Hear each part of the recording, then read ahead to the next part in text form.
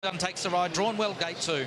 Yeah, quick one, Shane. Had to check to a couple of jockeys. Important information about the track, Shane. Yeah, I saw James McDonald and Damien Oliver and jocks like that, and I said the track looks all right.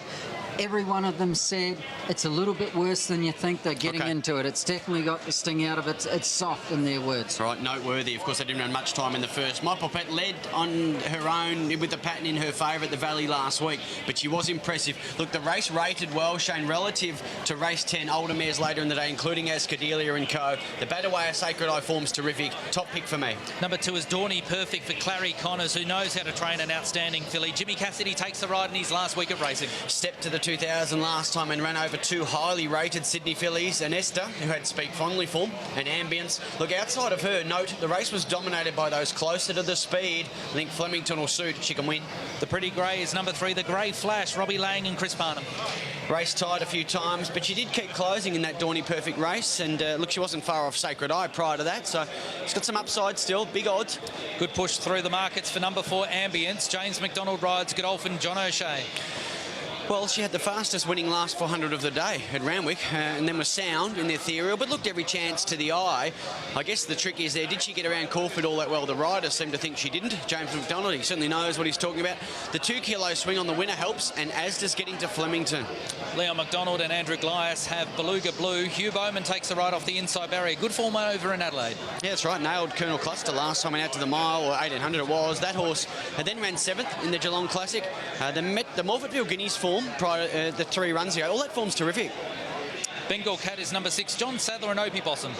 Sat handy and gave her all last time behind My Popette. Not sure how she turns the tables, even with a little weight swing, but she'd jar out of the tracks. Plus, she's proven on soft ground. The 7 is Lazumba. James Winks rides for Steve Richards. Needs to turn her form around. I think she's a good roughie here, getting to Flemington 2,000 metres. I think that's what she's been looking for. Wrong day to try and swoop last time in the manifold. That form's terrific, as I say. Good roughie. Ashley Marie for Richard Lamming. Stephen King rides. Always wide. Forget the Doomben thing happened, and then went to Ballarat and beat Orbar Carb and Cut, who was sent out good odds. The winner looks handy. Look, others better. The 9 is Bannatyne, Chris Waller and Blake Shin. Led in a solid 1:14.17 first 1200 last time. She battled well. It was a good race to be nearer the speed outside of the winner. That was her first go at 2,000. She'll be better for that.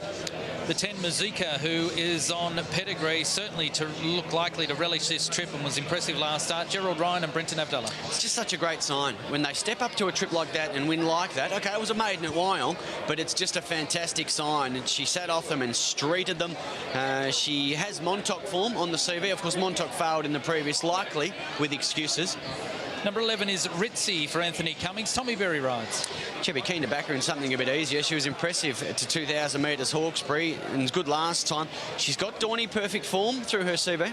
Best outsider in the race for mine is the 12, Sesbola V. Leon McDonald, Andrew Glias, Craig Williams aboard. You can make a case. Stepped to the 1800 last time and really found the line in that Beluga Blue race. She's desperate for 2,000 metres.